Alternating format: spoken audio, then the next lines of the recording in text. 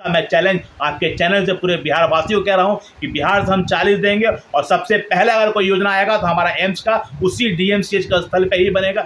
हमारे हाथ में थोड़ी है, केंद्र हमारे हाथ में, केंद्र से सरकार जितनी योजनाएं आती हैं उनको मिलती है, लेकिन वो धरातल पर करे कराते हैं। तो वो भी आज दावा कर रहे हैं कि एनडीए की तरफ से उनको 16 सीट हो गई थी, तो वो दावा कर रहे हैं जिनकी बिहार में सिर्फ 40 सीटें हैं विधानसभा की, लेकिन उसके बावजूद भी वो क्या कहते हैं, चाहते हैं कि हम केंद्र में प्रधानमंत्री बने। सपना देखने अच्छी बात है। दरभंगा एम्स एक लड़ाई, राज्य सरकार और केंद्र सरकार दोनों के बीच में मिथिलावासी पीस रहे। उत्तर बिहार की एक बड़ी आबादी अच्छे स्वास्थ्य सुविधा के लिए तरस रही है।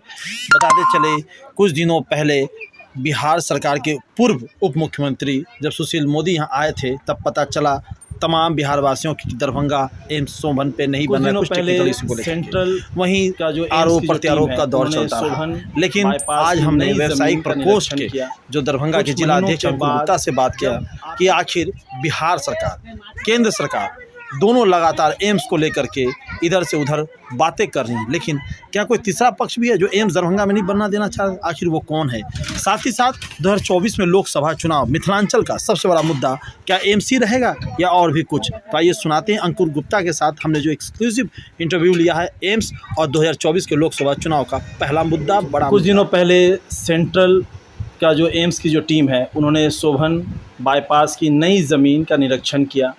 कुछ महीनों के बाद जब आप ही के पार्टी के और बिहार के पूर्व उप मुख्यमंत्री सुशील मोदी आते हैं और वो यहाँ पे एक बम फोड़ के जाते हैं कि वहाँ पे रिजेक्ट कर दिया गया।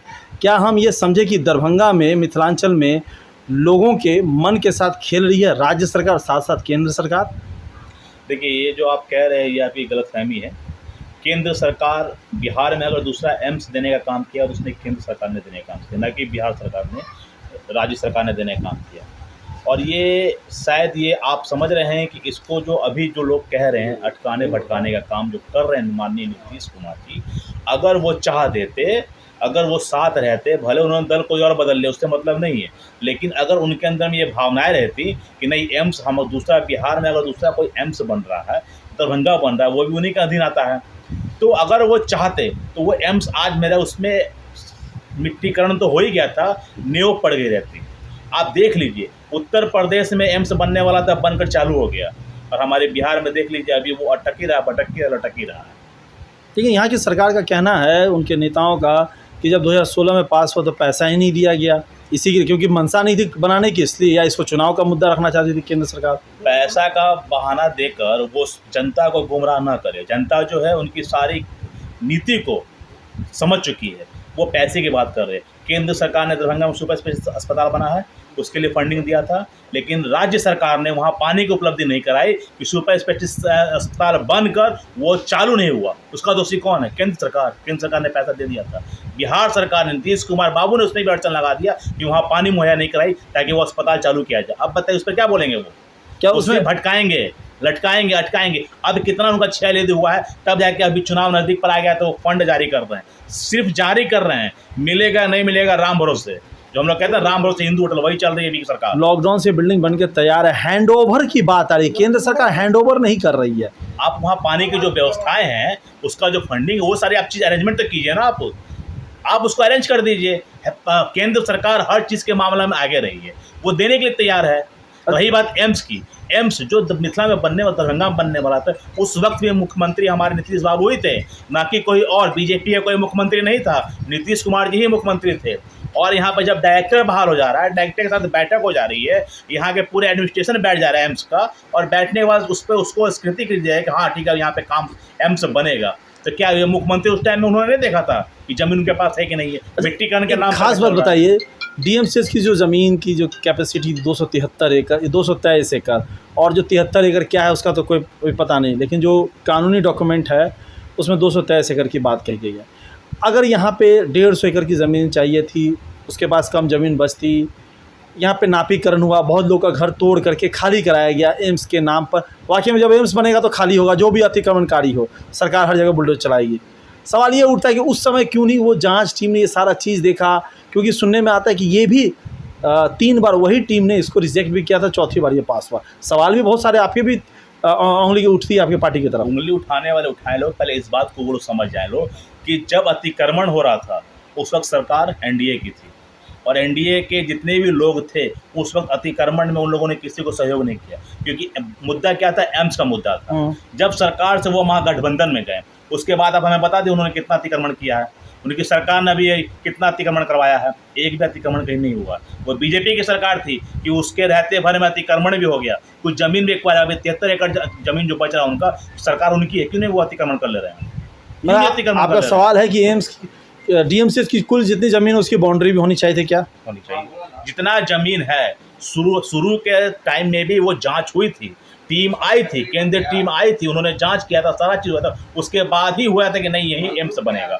और एम्स बनने का एक सबसे पहला वसूल होता है कि उसके अगल बगल में एक सरकारी अस्पताल होना अनिवार्य है। तो वो सारी चीज़ को मॉनिटरिंग करते हुए, नक्शा पास होते हुए भी उसकी चीज़ उसके बाद उसके निर्णय रखा गया था। मिथिलांचल का लोकसभा सीट में दरभंगा जो राजधानी भी है, उपराजधानी भी है बिहार की और मिथिलांचल की भी, ये लोकसभा सीट का सबसे बड़ा प्रश्न उठेगा, एम्स किसके कारण नहीं बन रहा है? क्या ये बहुत बड़ा मुद्दा दोनों पार्टी नहीं खेलेगी आप लोग? देखिए, ये सवाल का जवाब देंगे अभी वर्तमान के जो मुख्यमंत्री हैं, वो इस बात का जवाब देंगे।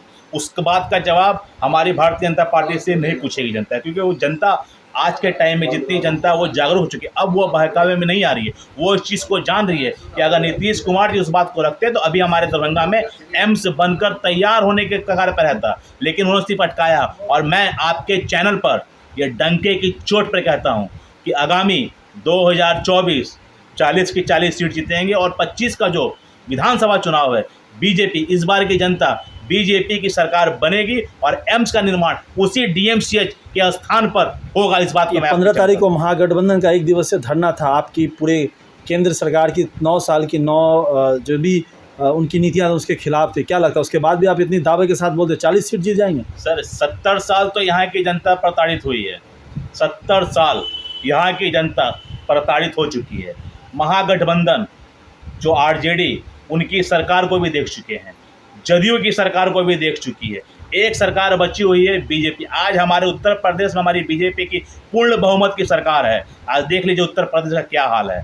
उत्तर प्रदेश ऊंचाई की बुलंदियों को छू रहा है, तो यहाँ की जनता भी तो उस चीज़ को देख रही है। जब वहाँ का खुद बीजेपी की अपनी सरकार के जो मुख्यमंत्री के बदौलत वहाँ की जो राज्य डेवलप कर रहा है, तो हमारा व्यू क्यों पिछड़ा रहेगा? हम लोग यूपी में जाएंगे बाद में। आप मुझे ये बात बताइए, क्या अभी लगता है कि दरभंगा का जो एम्स है वो एक तरह से युद्ध की तरह है, एक वॉर है?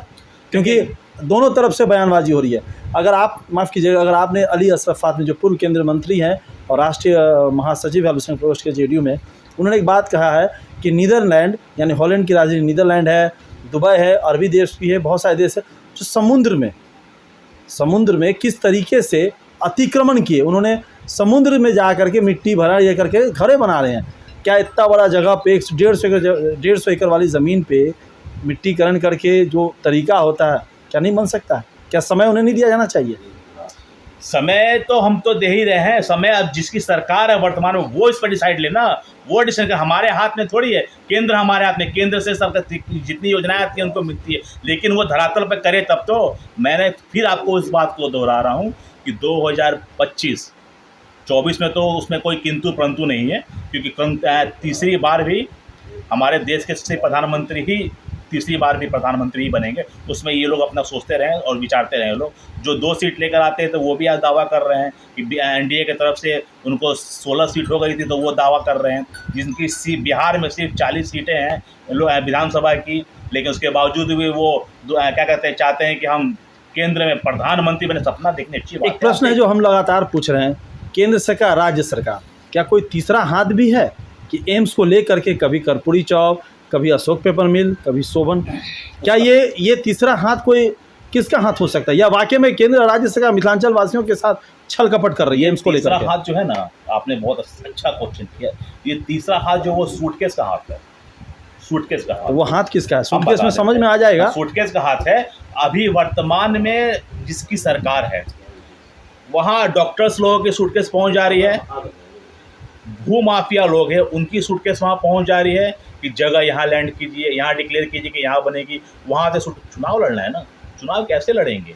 चुनाव लड़ने की सूटकेस पहुँच चुका है, वो बस यहाँ की जनता को गुमराह कर रहे हैं। मिथिलांचल की जनता गुमराह अब नहीं होने वाली है, वो इस चीज़ को जान चुकी है, वो भी इस चीज़ को आप बखूबी भू जानते माफिया हैं। की बात करें, यानी सोहन पे जाएगा तो जो ज़मीन 1000, 5000, 10,000, 50,000, लाख की है वो सीधे करोड़ों में आ जाएगी। आप अभी देख लीजिए, उस जब वहाँ अनाउंसमेंट हुआ कि वहाँ बनेगी तो लोग कर्ज लेके, बैंक से लोन लेके वहाँ ज़मीनें खरीद ली, और जब उन्हें ये पता चल रहा है कि केंद्र के द्वारा उस जगह को मान लीजिए कि कहा गया कि नहीं यहाँ नहीं बन सकती, कारण है वहाँ पर वहाँ के जो स्थानीय लोग हैं, जो वहाँ के किसान लोग हैं, वो कह रहे हैं कि अगर हम ज़मीन सरकार को देंगे तो हम खाएंगे कहाँ, सरकार तो हमें पैसा दे देगी, लेकिन हमारा जो जीवन पालन पोषण होता है, हमारे बच्चे आज ऊंचे ऊंचे ओहदे पर हैं, उसी किसान के बच्चे हैं, इस वजह से वो ज़मीन नहीं दे पा रहे हैं। वो ज़मीन उस लैंड नहीं है कि वो वहाँ पर आपने डॉक्टरों की बात बोली, तो कहाँ के डॉक्टर होंगे वो? भैया आप तो ये चीज़ की आप समझ रहे हैं, मैं ये नहीं कह रहा हूँ कहाँ के होंगे, आप हैं, सूटकेस आप समझ हाथ सकते वाला हैं। कोई तो हो। अब होंगे वो भाई, तभी तो जगह यहाँ से वहाँ, वही मुख्यमंत्री यहाँ डिसाइड करते, फिर वही सरकार बदलती है तो कहीं और डिसाइड करते, फिर कहीं और पहुँच जाएगा तो लोग अभी आपके बीच में चर्चा आ रही थी कि सहरसा, अब भगवान जाने क्या चल रहा है ये भाई। आखिरी प्रश्न के 1 मिनट, पलटू राम जी हैं, ठीक है, इनको जहाँ मिलेगा खीर वहीं ये बहते चलेंगे, तो भाई इनके बारे में तो आज के बिहार के हर एक बच्चा जान रहा है इस चीज़ को कि वो किस टाइप के वो मुख्यमंत्री हैं। एक आखिरी प्रश्न, पूछिए। 2024 का सबसे बड़ा मुद्दा मिथिलांचल में कौन सा? 2024 का सबसे बड़ा मुद्दा यही रहेगा कि बिहार में, पूरे भारत में, केंद्र में नरेंद्र मोदी जी तीसरी बार आए। बिहार की जो 40 सीट है, इस बार बिहार की जनता नरेंद्र मोदी जी को तोहफे के रूप में देंगे, और नरेंद्र मोदी जी उसका अगर भरपाई करेंगे तो सबसे पहले कम समय में एम्स यहाँ बनाकर उसकी भरपाई करेंगे। इसका मैं चैलेंज आपके चैनल से पूरे बिहार वासियों को कह रहा हूँ कि बिहार से हम 40 देंगे, और सबसे पहले अगर कोई योजना आएगा तो हमारा एम्स का उसी DMCH का स्थल पे ही बनेगा। इस बात का मैं दावा कर रहा हूँ आपके चैनल पे।